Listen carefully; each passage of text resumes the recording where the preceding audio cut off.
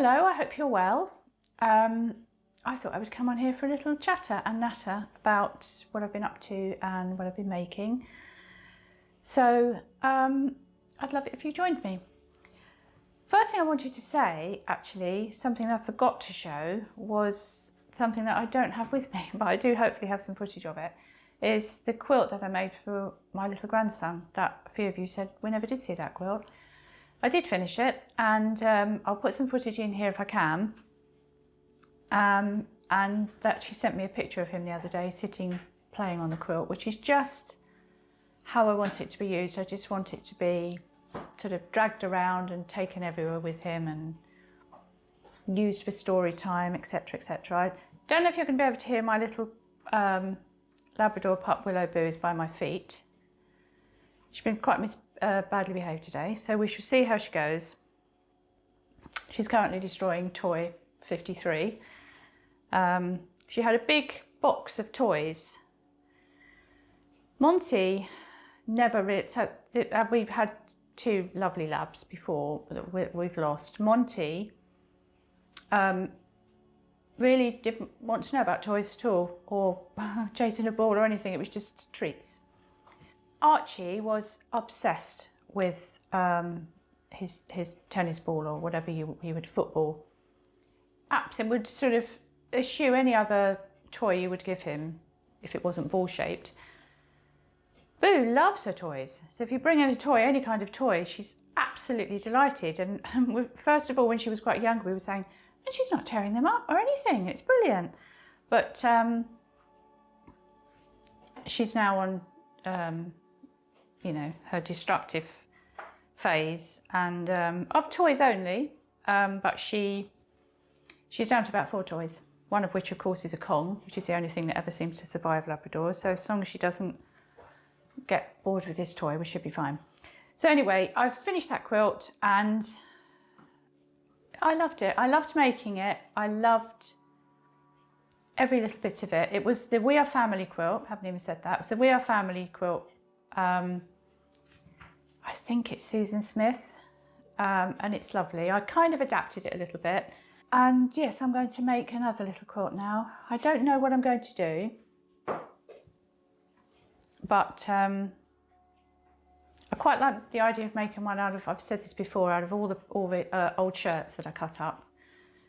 I might do one of those, or I might do another one for my little grandson. I'm not sure yet, but I loved it. So anyway, I did get that finished, because otherwise I'm sort of telling you I'm doing this and I'm doing that and you never actually see them finished. It's autumn. Willow. Shh, Willow. And I love it. It's my favourite season. We've been, for me, there is a sadness in autumn that, because you do feel like nature is going into this deep sleep, and oh, it does have a sadness to it, but I also, it's just my favourite time of the year. I love it. And there's actually, I've got this book, one of my treasure books, poetry books, shh, which is by Longfellow, and it's actually called Nature Poems. Actually, I love this book. I'll read you a bit of it in a minute, actually, but it's just my favourite time of the year. And I do think there's some lines in it which, poetry makes me go wobbly. Well, it kind of emphasises that feeling of sadness, where at the end of, it's not just the end of summer, it's just that, it's almost like saying goodbye to the trees again for, you know, for winter. But we know they'll come again. I'm doing a podcast, Boo, if you don't mind. You probably can't see her, but she's decided to chew me instead of her toy now. Right, no, Boo, down. No. No. No. Okay, so Boo has now been banished to the hallway. We'll see how that goes, because she normally has to come back in. So anyway, yes, so autumn. So we've been going for walks. We went for a walk on Dartmoor at the weekend, which was, we took Boo. That was her first actual Dartmoor walk. Oh, it was lovely. It was lovely inspiration for us as well. Christopher is a really keen photographer, and he's out in all weathers taking photographs, loves landscapes. He will come back and sketch things. I come back with pockets full of bits that I find on the floor. You get the most amazing branches, broken branches and everything that have been swept across the moor. And it was okay when we left here. There was a breeze, but it was so windy up there. But yeah, we've got some lovely inspiration. We've got an autumn box, our nature journal boxes, which I wouldn't say monthly, but we try and keep them to every few weeks. And the latest one is Season of Mists, which is a celebration of autumn really. So it's kind of classic autumnal colours, but with little pops of colour, maybe some how can I describe it? Not purple, but the heather was on the moor, which was absolutely beautiful. And also maybe even a little pop of pink in there because I think that's lovely. But yeah, so our nature journal box is currently in the store, and that is just a celebration of this time of year really. I come back all the time with things in my pockets. I've always coming back with things I found, but just to come back with leaves, it's exciting. And I've got them pressed, they're everywhere. But I love them. I'd like to do that thing where you actually dip them in, I think it's wax, and hang them up. I must try that actually, I haven't done that yet. But I'm going to read you that poem because I love it. So I'm not going to read you the whole poem, I'm going to read you a few lines of it actually. So it starts with what a glory comes and goes a year. And I think that's true as well. You know, each kind of season has it. But there's a few lines in it. There's this one. There is a beautiful spirit breathing now its mellow richness on the clustered trees, and from a beaker full of richest dyes, pouring new glory on the autumn woods and dipping in warm light. I mean, just that. Oh, Longfellow, genius. And this is the one where it's a bit sad. He's talking about the gentle wind, a sweet and passionate wooer, kisses the blushing leaf and stirs up life within the solemn woods of ash, deep crimsoned, and silver beech and maple yellow-leaved, where autumn, like a faint old man, sits down by the wayside aweary. Oh, that, honestly, that moves me to tears. I love poetry, particularly, I don't know, I appreciate it more now than I think I've ever done really. But anyway, that's autumn. See, that's what it does to me.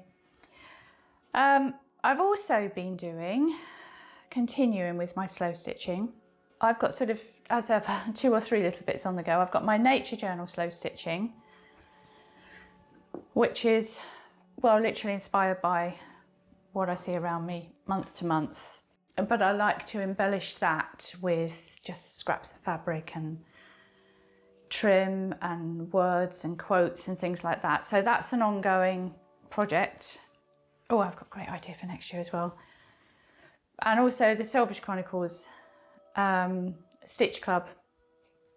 I often use some of the little embroideries that we send out with that. I've been using some of those in my nature journal as well. I'll put some footage in here actually of last month's Selfish Chronicles Stitch Club, which was Our Feathered Friends. And this month it's Seed Heads. Now, seed heads, I don't know why I have this thing about seed heads, but I just think they're absolutely beautiful. When I see just seed heads in the garden, for me they're as lovely as the actual flowers. I know there's no colour there, but I just love them. I'll show you some yarn later actually. We've got some seed head yarns that I did because I had to. So yeah, so my nature journal stitching is still going on. But I also found another piece that I hadn't quite finished that I started ages ago, which was inspired by, in the centre was cow parsley, and I was surrounding it with all flowers and scraps and whatever I found, and I've got 2 little tiny bits at the bottom that's going to finish and 1 little bit down the side. I've got some just a strip of fabric of cotton that came off an old vintage tray cloth actually, which was all damaged, and I've just tea stained that, and I'm just going to put that down the side, and then that's going to be finished, and that's going to be a cushion, which with a Labrador puppy in the house is potentially a bit of a silly thing to do, but I can't hide them away. The whole point of doing these things is that you see them, you surround yourself with these lovely things. So I really hope that you are enjoying your stitching. And if you've been collecting the Selvage Chronicles, it's not a club.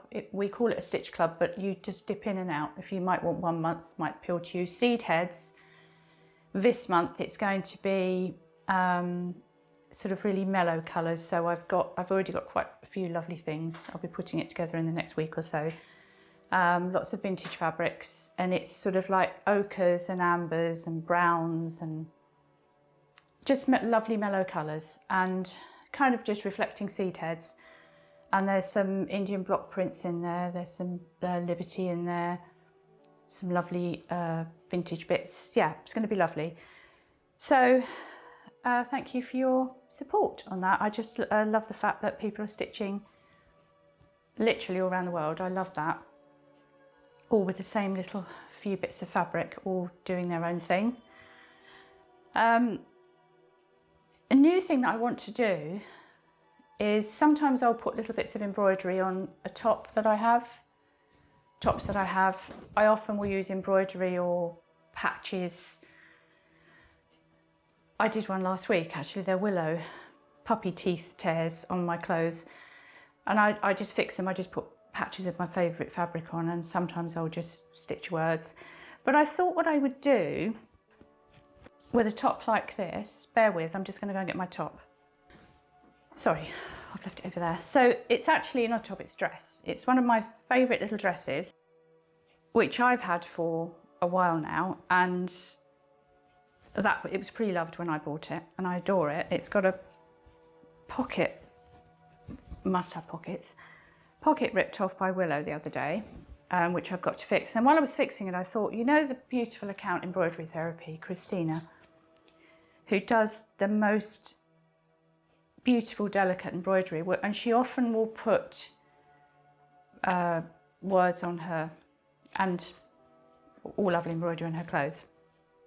It's very much inspired by her, but I thought what I would do is I love, when I'm doing my slow stitching, I'll have a little scrap of fabric. I've shown you before, I've so many little bags and boxes, and they're just full of little scraps of fabric, some of them really quite tiny.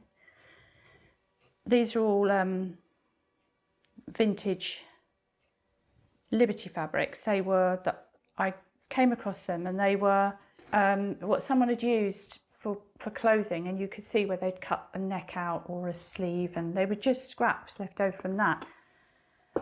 Beautiful fabrics. I thought, I've got to have that. And some of them are really quite tiny scraps, but I love to put that on my stitching.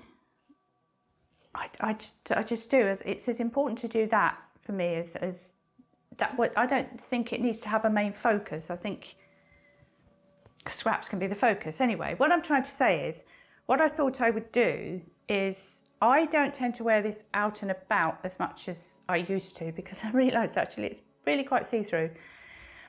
But what I thought I would do is kind of do embroidery slow stitch over it. So if I find a little scrap of fabric, I'm going to start making this a kind of piece of art, really. And this, I was going to do it to this when I bought it. I remember thinking, oh, I'm going to do some stitching on that. But I'm going to do it on this first, because I've got to mend the pocket anyway where Willow attacked it. But yeah, so that's another plan, Stan. Oh, and also I'm going to do some more of my little robins, which I'm hoping to have a few of these little robins in some form. I don't know whether they're going to be book covers or what they are, in the shop coming soon, and hopefully a little pattern should you want to embroider them yourself. This is a really nice quick embroider, actually. It's only teeny tiny. I'm going to do some more of those. Pin cushion. I've got pin cushions everywhere. And the other thing I've been doing is some crocheting on my blanket. So I've got all my necks. So this is actually Botanist Club toadstools, which must have been, well, a few months ago. Oh, there's a new Botanist Club going in the shop today, actually. Rose hips and berries. But anyway, I digress. So I've got some minis all caked up ready. I love to sit and wind them by hand if I've got time. Didn't have time, so they've all been caked. And they'll be a mess because of it, but there we are. They're going into my blanket, and I'm actually, for the Advent, which we've been working on, I'm so excited about you getting the Advent. We're actually starting packaging that next week. So that's the Dickensian Yuletide Advent, where you get 24 mini parcels. I'm going to use my Advent. I think I'm going to crochet something with that. Yeah, I can't wait for you to get that. And then the floral edit, which is so pretty. I think that's all I wanted to say about that. So I'll just show you quickly some of the things that are going in the shop. Winnie the Pooh, don't mean to do that to you. Winnie the Pooh, our little bookshelf yarn club, this weekend is the last chance to order that should you want it. That's lovely, that's fun too. So, some bags, made some project bags. I've got lots of little vintage bags in the making where I've used vintage embroidery and added really pretty fabrics for lining and embellished them. But they're not ready yet. They'll be coming in the shop when I get the chance to finish them. But I've made some more of these beautiful little bags. Home Sweet Home. And it's scrumptious. I love that. And that's a really beautiful match as well for all the lovely autumn colourways that we've got.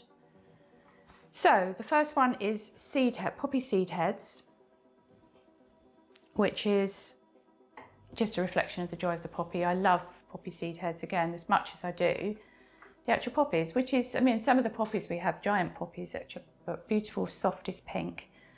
And they're beautiful, absolutely beautiful, but the seed heads as well, I don't know what it is, they're lovely.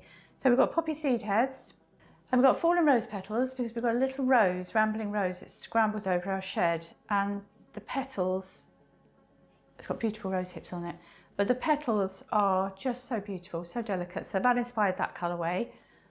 And then teasel, which is just so pretty, a lovely seed head, and lavender when it fades. So that's another thing. Willow, she, now I will be honest, I was going to have to take the lavender out because I don't cut my lavender like I should do. Oh, lovely Gaynor, Tales from Cuckoo Land, who does look after her lavender properly. She just sent me some more lavender. It smells gorgeous. So if you get an order from us with lavender in it over the next few weeks, that's Gaynor's lovely lavender. Thank you, Gaynor. It's absolutely lovely. The house smells of it. It's beautiful. I don't, unlike Gaynor, I don't look after mine, and that's because I can't bear to cut it when the bees are still buzzing around it. So it's got quite tall and leggy at the bottom. And I did think this year that it's just one bush of it that is going like that. And I just thought, right, I'm going to have to take that out. So to be fair, it was going to be taken out. But it was quite a big, thick bush. It's like this big now because she comes in and she's just got big lavender, mouthful of lavender, the woody lavender, but still she's naughty. But anyway, the lavender on there, and it's called lavender when it fades because it's just literally the beauty of lavender when it fades. It's that the foliage itself has just lost that summer vibrance, and the lavender is just that much more muted, and I think that's lovely. So lavender when it fades. And we also have our folklore artisan box, which I'll maybe tell you about next time because I'm rambling on and waffling on. We seem to spend most of our time actually now creating the boxes for you, which is lovely. And we also have a January box, which again maybe I'll tell you about next time, but that obviously is for January. That's for the beginning of January, for the new, see in the new year with. But anyway, longer evenings, so, well, the days are getting shorter, but the lovely longer evenings, I just love to light a candle, fruit raspberry tea or glass of wine, depending on the mood, and my stitching or knitting or crocheting or a book or watching something. I just find in autumn that I read more, I watch more things. I think you're indoors and you just have that evening ahead of you and you think, what am I going to do? So yeah, I think it's a lovely time of year. So anyway, chat. Thank you for spending time with me. Do you love autumn? What's your favourite season? I know not everybody does. But yeah, say hello in the comments. I'd love to hear from you, and thank you for watching.